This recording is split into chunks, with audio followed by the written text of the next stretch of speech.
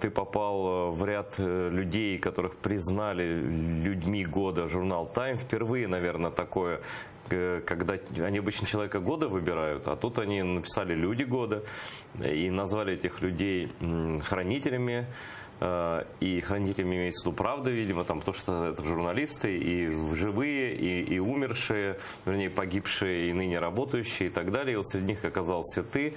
И просто я тоже, я знаю, как статья там про тебя оказалась, но мы тоже не знали, что это связано именно было с выборами людей года.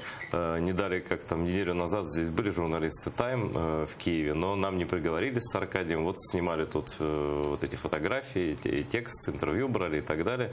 А ты когда узнал о том, что ты среди людей года, Аркадий? Я узнал, когда ты мне скинул ссылку и сообщил 2 часа назад. Все понятно с тобой. Расскажи, а что это значит, как ты думаешь? Слушай, ну я не знаю, что это значит, это не меня надо спрашивать.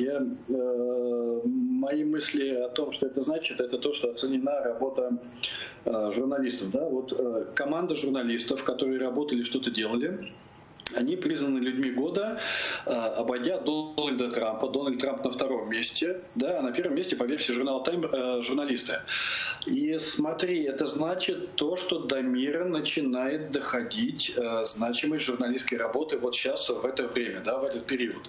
Наконец-то мир начинает отдуплять, что происходит, значимость всех этих гибридных войн, гибридных режимов, убийств, аннексий, репрессий и так далее и тому подобное. Да? Сделан такой шаг в сторону, я думаю, это сделан шаг в сторону попытки противостояния вот этой вот гибридной агрессии. Да? Я сейчас говорю не только про Россию, да, не только про Путина, потому что там и люди, которые писали и про Дутерте, да, и про Мусульман Рахиджи. Дутерте вообще мой любимый из всех диктаторов, потому что то, что он там творит на Филиппинах, он Путину вообще может фору дать, да, там на 2 порядка. И с Хашоджи, конечно, который писал, и его убийство, конечно, это просто здесь нету слов, да, распилить бензопилой, там, растворить в кислоте, это просто нету слов.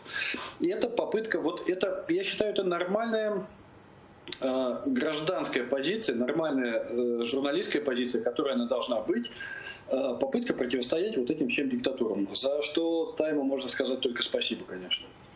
Ну, смотри, я помню, когда была инсценировка, и все помнят, и гости нашей студии тоже, когда была инсценировка покушения на тебя, после того, как ты, так сказать, остался жив, многие радовались, большинство людей радовалось, но нашлись люди, в том числе среди наших коллег, я же не говорю про тех, кто в России работает, но даже в Украине, которые говорили, что, в принципе, ты должен был бы, по идее, лучше умереть, чтобы подтвердить статус журналиста, сотрудничать со спецслужбами нельзя, и что ты больше не журналист, они твердили это как детскую считалочку. Вот, что бы ты им сейчас сказал на это? Я не согласен с такой постановкой вопроса, что я должен был бы умереть. Мне эта постановка вопроса не нравится. А сказать, ну что сказать? Ну вот журнал Time все уже сказал, все показал, все доказал, все объяснил, сделал свой выбор. Ну все поставлено на свои места.